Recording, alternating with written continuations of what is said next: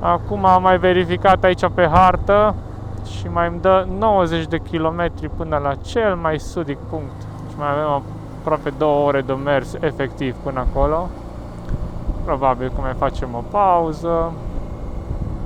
Uite câțiva motocicliști opriți aici. Chiar e faină zona asta, drumul ăsta 44, cel puțin cu motorul. Chiar e fain de făcut. Cu un camper e un pic mai complicat, că zonele alea înguste, dar se poate, nu e chiar așa grav. Dar e o zonă chiar, nu știu dacă unică, dar merită venit și făcut traseul ăsta. Vai, deci ce cadre am luat, fraților, acum din dronă. Complet altă viziune asupra acestui loc. E super, deci chiar mă uitam și mi imaginam că poate acum milioane de ani aici a fost un fund de ocean sau ceva, la cum arată. Aș putea să mă pun pe ăsta întins, dar... Neața, dragilor! Ziua 30, 1 august. Exact, după mai bine de un pic de 3 săptămâni și 5.000 de kilometri am revenit la Gabi aici în Stavanger, mai exact în Sula cu O. Și astăzi este penultima noastră zi din marea aventură moto din Norvegia. Plecăm încet spre cel mai sudic punct. Avem o cazare foarte aproape de Kristiansand, iar mâine dimineață la ora 8 avem ferry spre Danemarca. Așa că rămâneți cu noi, că o să fie o zi chiar interesantă. Haideți! Mână, Zoli! Mulțumim pentru tot! Ceau la voi! Salutare! Cum spuneam și data trecută, extraordinară primire aici la prietenii noștri din Arad. Le mulțumim frumos! Astăzi o să avem un traseu de aproximativ 250 de kilometri. Uitați aici o mașină faină. Vremea extraordinar de bună. Astăzi este joi, 1 august. Cel mai sudic punct. Venim! O să fim la campingul Sadness Camping și încă ceva are denumirea Mandal, cred că. Am dat un mail să rezervăm o căbănuță cu vreo 46 de euro pe noapte. Iar de acolo o să avem vreo 40 de minute până la Kristiansand, unde o să luăm ferry mâine dimineață la ora 8. Am ales să fim cât de aproape putem de port, ca să nu trebuiască să ne trezim extraordinar de devreme, și așa ne vom trezi pe la vreo 6 probabil, pentru că la 7 trebuie să fim acolo, cu o oră mai repede de îmbarcare. Era să ratez aici intersecția, că vorbesc mult. Prima oprire foarte scurt aici în zonă, în cartier, la benzinăria de la care am plecat eu data trecută, dacă țineți minte, cu acei 18 euro, când nu am știut să alimentez, adică am alimentat, dar am crezut că mi-au luat banii de pe card și am vrut să plecăm, dar ca norocul cu Iasmin au rămas și atunci să-și bea cafeaua, cappuccino, și au venit băieții că eu am alimentat, că trebuie să plătesc 18 euro. Ne-am oprit în același loc și imediat ne continuăm drumul. Încercăm să luăm drumul cât mai aproape de coastă, asta e intenția noastră, până în cel mai sudic punct. Acum suntem pe drumul FV 510, dar în scurt timp mai îmi dă o variantă cu 5 minute mai lentă pe FV 44 spre Brinne.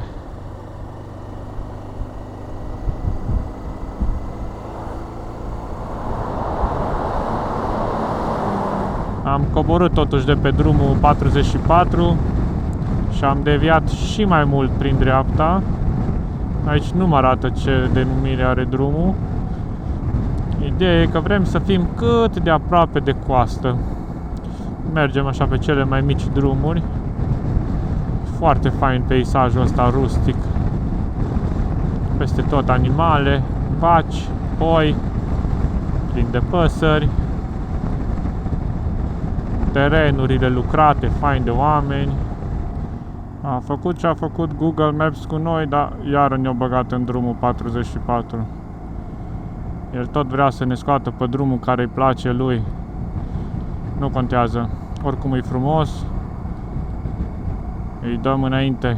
Ideea e să ajungem la cel mai sudic punct. Acum, chiar dacă nu facem toată coasta pe cele mai mici drumuri, e bine și așa. După 50 de kilometri parcurși pe ziua de astăzi, am ajuns cel mai aproape de Marea Nordului. Uitați ce frumos e peisajul. Cât vezi cu ochii. Mare. Aici undeva trebuie să avem și un loc de parcare, din ce am văzut. Ne oprim să admirăm un pic.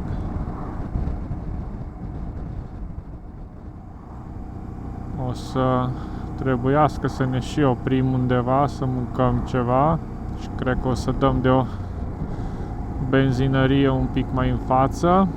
După vreo 60 de kilometri ar trebui să luăm un mic dejun într-o benzinărie, cum știm noi cel mai bine. Și ce avem aici?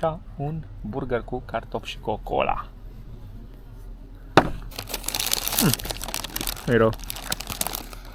Interesant. Hai să ciugulim. Am mâncat bine.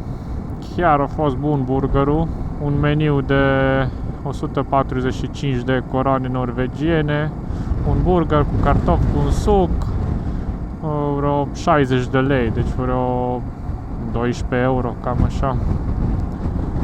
Cam dublu față de prețurile noastre din România. Dar e ok, a fost bun, asta e cel mai important. Eu tot timpul am o vorbă, dacă o fost mai scump, dar a fost bun, chiar nu-mi pare rău.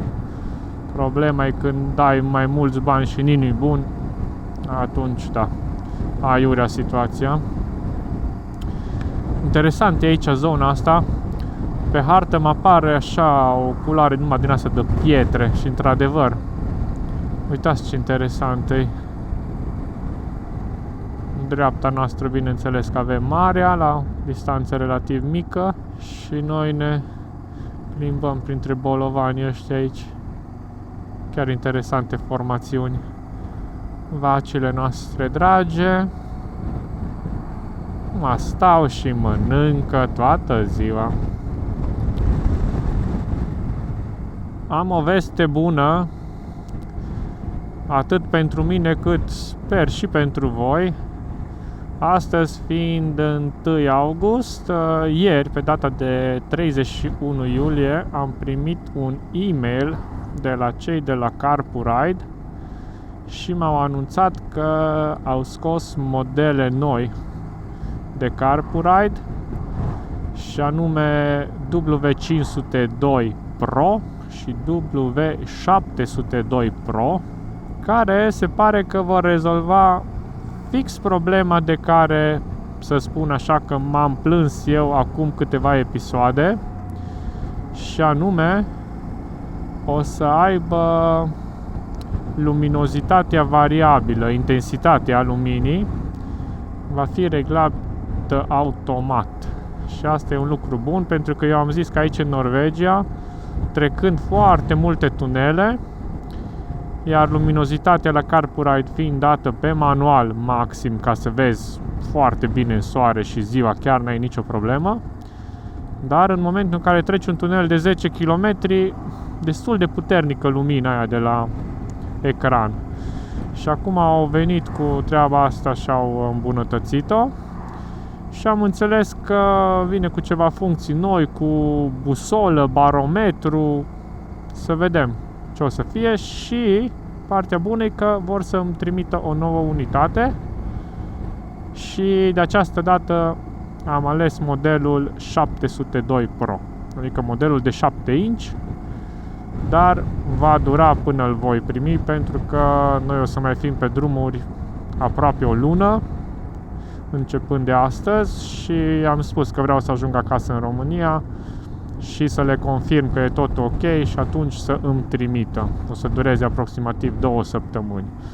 Deci eu zic că undeva pe final de septembrie o să vin cu un review și la ăla. Cam astea sunt ultimele noutăți. Chiar mă bucur că s-au gândit din nou la mine. Bineînțeles că veți avea și acolo un cod de reducere.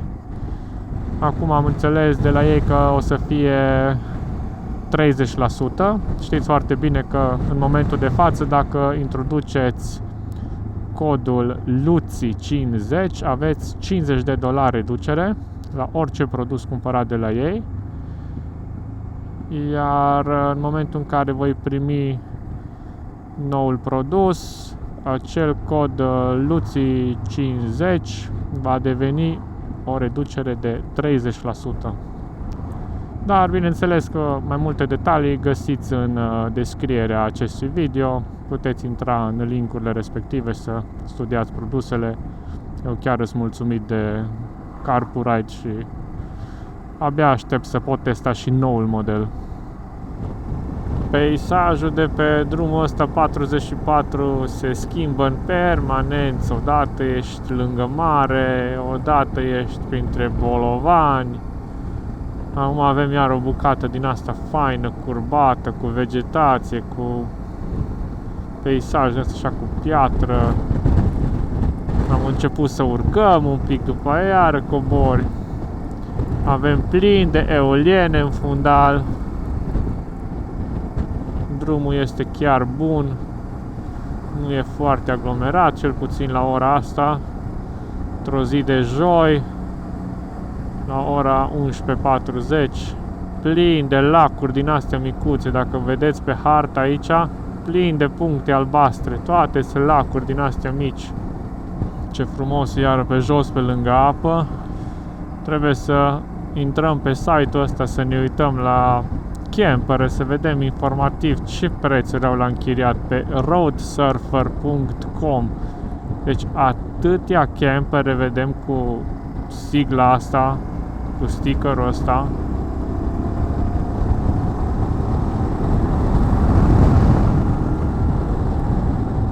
Am fi curioși să vedem ce înseamnă ca și costuri, că am văzut cu numere de Norvegia, cu numere de Suedia, cu numere de Germania, deci e clar cea firmă internațională. Ne-ar tenta și pe noi să facem o probă de undeva, să găsim la închiriat ceva microbus mai micuț, nu van din ăsta mare, caravană. Să plecăm câteva zile, vedem ce înseamnă. Ne-am dorit și noi să ne luăm o mașină, să o convertim într-un mini camper. Așa, cu siguranță aș mai reveni înapoi în Norvegia și zonele astea scandinave. Să fii tu cu căsuța ta pe roți și cu motocicleta, ai farme cu ei, ca tură, ca senzație, ca trăire. Dar cu o mașinuță din asta camper, uite, cu așa ceva, ai putea să vii să stai cu lunile. Suntem în Rekkeland. Aici avem o porțiune de drum nou, unde tocmai s-a asfaltat. Văd că s-a mai lucrat la congestionarea bolovanilor de pe drum. Urmează să fie dungat și gata, intrăm în drumul vechi. Băi, dar ce vreme avem astăzi. Mai 3 zile arată vreme bună în zona asta. Avem 19 grade, wow, și soare. Bate un pic vântul. Urmează o urcare destul de intensă. Hai să încercăm cu a patra, să vedem. Dacă vrea să urce, urc așa încet. Îl duc constant la 4000 de ture și îl țin acolo rotund la 70 la oră. Ce relief stâncos e aici. Se vede cum au lucrat iar aici pentru a face drumul. Cred că e greu să lucri în piatra asta tare, să-ți faci loc. Suntem undeva sus. Wow, cum s-a simțit în stomac. Și urmează o coborâre. Se vede aici pe hartă ce fain o să mergem. Hai că las filmarea să meargă. Vedeți cât e de frumos. Sper și eu să fie frumos, că vedem împreună. Da, interesant. Pare un canion cumva. E o parcare aici cu o grămadă de campere. Ca un viewpoint ceva.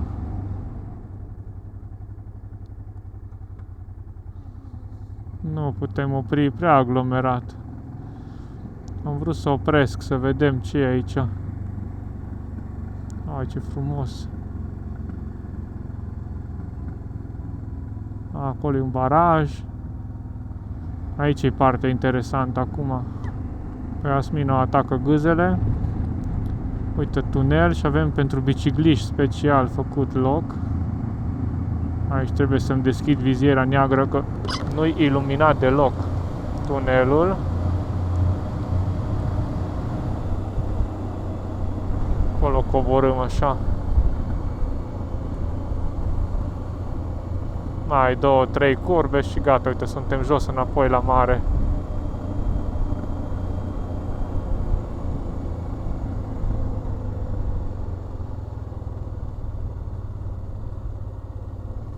Uitați de unde venim.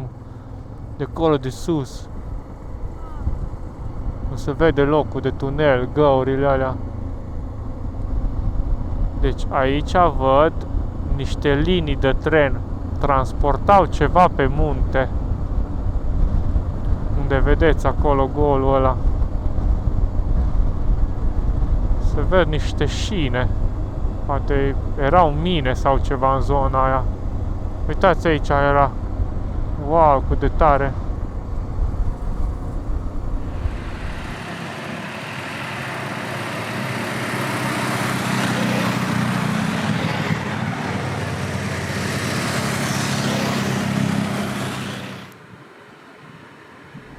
După ce am coborât de acolo, de pe stâncă, acum începem o altă tură de urcare. Aici de 2-3 serpentine. Totul a devenit altfel, exact ce vă ziceam, se schimbă peisajul radical foarte repede. Suntem într-o pădure, uitați aici ce braz. Incredibil cât îs.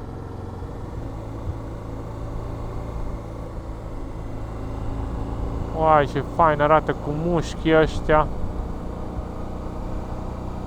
Superb, superb.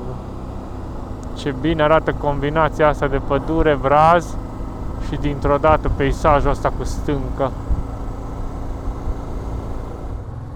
Numai încet aici, numai încet, numai încet. Ai. E rău că e îngust și vin microbuse, campere. Acum am mai verificat aici pe hartă și mai îmi dă 90 de kilometri până la cel mai sudic punct. Și mai avem aproape 2 ore de mers efectiv până acolo. Probabil că mai facem o pauză. Uite câțiva motocicliști opriți aici. Chiar e faină zona asta, drumul ăsta 44, cel puțin cu motorul, chiar e fain de făcut. Cu un camper e un pic mai complicat, că zonele alea înguste, dar se poate, nu e chiar așa grav. Dar e o zonă chiar, nu știu, așa, nu știu dacă unică, dar merită venit și făcut traseul ăsta.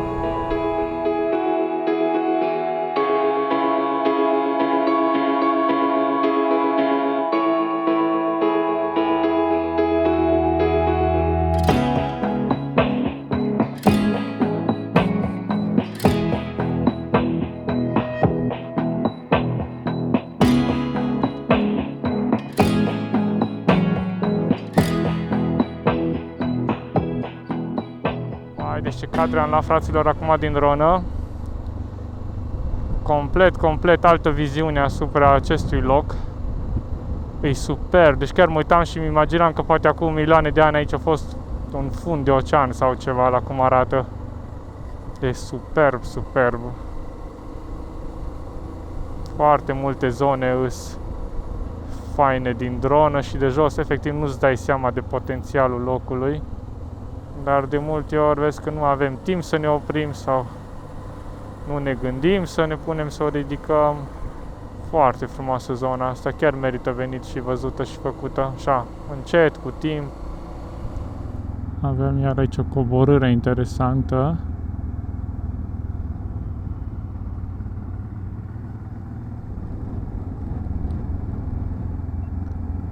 Un pod doar pentru un singur vehicul. Foarte fain.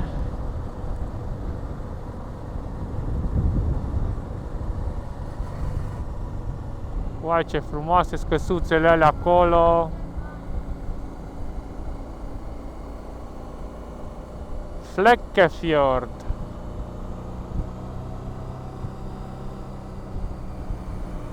Uitați ce e aici pe hartă.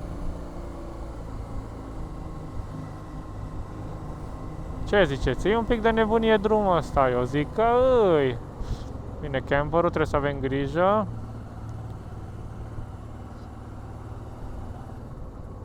În sfârșit am văzut și doi tinerei într-un camper. Că doar bătrâni, vezi. Chiar erau doi tineri faini. Am ajuns în Flekkefjord. Interesantă localitate aici pe apă. O grămadă de parcări din astea, să le zicem, garaje pentru bărcuțe. Plin de-a lungul apei. Ceva așa ce vezi mai rar. Foarte bine arată portul, localitatea. Uitați aici ce contraste între case moderne, case clasice din lemn. Nebunie. Acum trecem efectiv prin oraș. Uitați, aici e centru vechi, pavaj din ăsta cu piatră.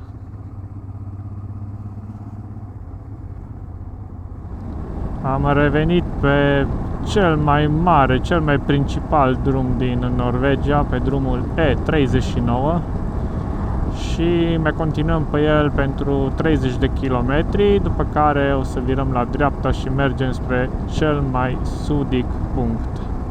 Și din tunel direct pe un pod.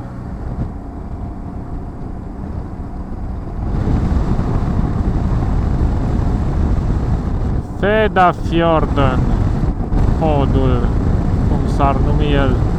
Iar de pe pod înapoi în tunel. Tunel de 2 km.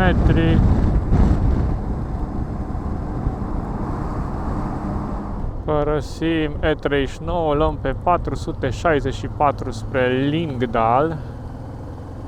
Drumul ăsta 460 e plin de viraje, de urcări, de coborâri, niște penzi din astea abrupte, de-abia le urci cu a doua. E de asemenea un traseu interesant. Tot e întortocheat. Drumul spre cel mai sudic punct e chiar fain. Cred că este opusul lui cel mai nordic punct. Acolo nu am ajuns, dar din ce am înțeles este plictiseală maximă, e doar drum drept și nu ai nimic de văzut. Aici, în schimb, deci viraje peste viraje, 50, 60, 70 la oră. Se schimbă peisajul într-una. Uitați și voi cât e de fain. Uite aici. Astea sunt drumuri pentru mers cu motocicleta, nu drept. Ca drept, efectiv, o iei cu capul. Iar coborâm undeva în zona lacurilor. Se văd deja în față, uite ce frumos e. Iar de aici o să avem drum comun. Facem dreapta spre Lindesnes. Și până aici venim înapoi pe același drum, 12 km. Se vede felinarul. Avem 300 de metri până la parcare. Uite unde suntem, în Lindesnes. Aici de lume, e pe aici. Au, mamă, ce e aici. Da, să vedem unde ne putem noi opri. Și unde putem noi parca, să nu încurcăm pe nimeni. Uite, acolo văd motociclete. Mă duc să parchez unde văd motociclete. Perfect. Vezi, s-au gândit și la motocicliști. Uite, să lase aici toate lucrurile. Mamă, ce împachetat e BMW-ul ăsta. Să vedem traseul pe astăzi cât mai e. Încă 42 de kilometri până la cazare. Și mai avem o oră de aici. Și acum este ora 2, dacă stăm aici o jumătate de oră, 40 de minute, ideea e că trebuie să ajungem până la ora 4 la camping, la căsuță, așa ne-a scris doamna în mail că ar fi indicat să ajungem până în ora 4. Acolo undeva e farul, cel mai sudic punct.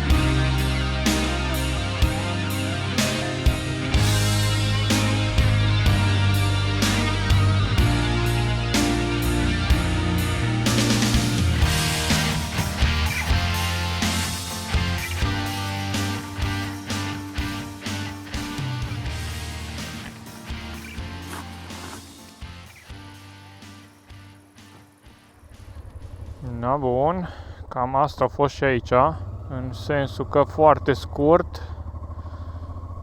Nu am insistat să mergem să vizităm mai departe. Uite ce fain e tabla acolo. Pentru că nu ne interesează atât de mult încât să dăm acum câte 10 euro de persoană, ar veni 120 de coroane norvegiene, deci 20 de euro de amândoi. Ideea e că ne-am urcat un pic pe pietre, am văzut ce a fost de văzut. Faza e în felul următor. Programul este până la ora 8 seara, când este deschis tot. Tot însemnând un muzeu și ceva buncăre. Iar tipul de acolo de la bilete ne-a zis că durează lejer o oră, două ca să apuci să vezi ce-i de văzut. Sincer, acum nu am nici chef să mă plimb, trebuie să ajungem până la ora 4 la camping, unde ne-a spus doamna să ajungem cu căbănuța, deja e ora 3 fără 20, iar de aici facem o oră până acolo. Și ideea e că după 8 seara, când se închide muzeul și partea de buncăre, se poate veni gratuit și vizita, te plimbi acolo pe lângă felinarul ăla. Dacă voi o să vreți să veniți, să vizitați mai mult, știți acum cam despre ce este vorba. Pe noi personal nu ne interesează mai mult de atât. Și ne auzim pe drum. Am ieșit la intersecția principală. Noi felinarul ăsta l-am mai văzut când am venit în Norvegia, chiar în prima zi. Și acum vedem de fapt că e simbolul de la cel mai sudic punct. Kristiansand 52, Mandal 11. Noi acolo mergem la camping, la Sadnes Camping Mandal, 14 km până acolo. Mai avem 1 kilometru până la sensul giratoriu care ne bifurcă spre camping și 2 km jumate în total. Și tot traseul s-a făcut roșu, nu știu ce se întâmplă în față, de ce e atât de aglomerat. Hai mă, hai mă odată mă.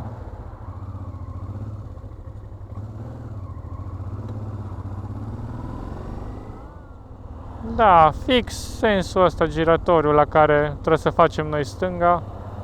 Ăsta e foarte aglomerat, e ora de vârf. Cred că ne oprim aici la supermarket, la Extra. Să vedem dacă mai găsim ceva de luat. Avem pentru diseară, ne-am luat ieri o supă, niște paste. O fi ok, da, vedem. Poate găsim ceva gogoș sau un biscuit, ceva. Am găsit gogoși și biscuiți. E perfect. Na, uite aici, am 400 de metri, Sandnes Camping. Și ora 4 fără 20. Ne-am încadrat în timp. Aici e intrarea principală.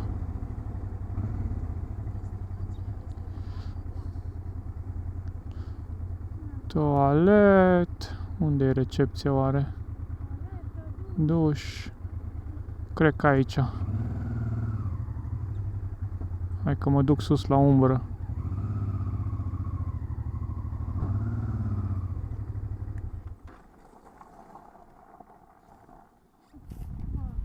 Am fost la recepție, am plătit 570 de coroane norvegiene, 550 căbănuța și 2 fise de duș, 10 coroane bucata și în total vreo 48 de euro, cred că ceva de genul.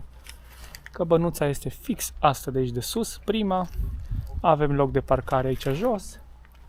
Avem scările pe care urcăm. Hai să facem o tură să vedem cum ajungem sus la căbănuța noastră. Merităm asta ca ultima noapte în Norvegia. Măi, ce frumos e.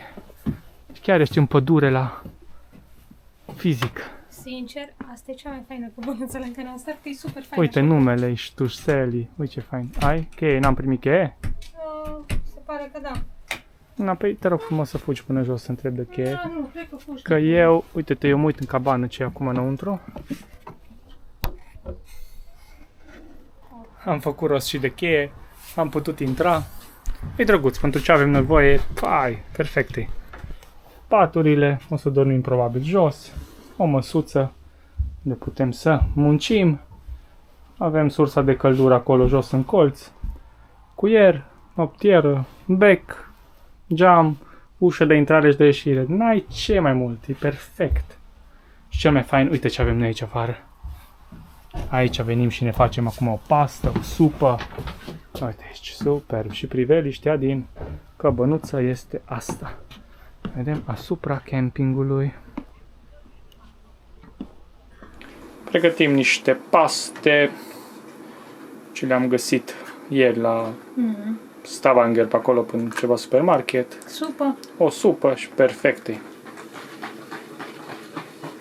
Dragilor, încheiem și ziua 30, ultima zi în Norvegia.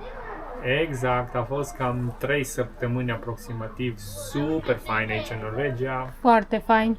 Am băgat vreo 5.000 și un pic de kilometri, 5.300, 5.400, ceva de genul în total prin Norvegia.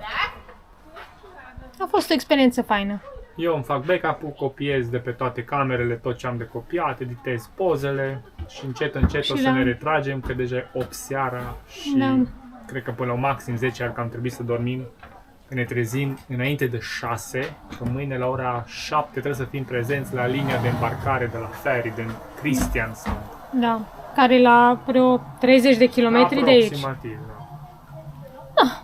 A fost fain, dar partea a doua aventurii urmează prin Europa. Deci stați aproape, pentru că vom vizita locuri faine. Ciao! Nu uita de like, comment și subscribe. Și dacă vrei să-mi cumpere o cafea. Și mulțumim tuturor membrilor canalului care s-au alăturat în ultima perioadă de când am început tura în Norvegia. Cred că sunt vreo 7-8 persoane noi care s-au alăturat. Îi vedeți scriși chiar acum la final de clip toți membrii. Mulțumim frumos! Și eu mulțumesc celor care au donat pe Buy Me a Coffee. Apreciez! Ciao, ciao!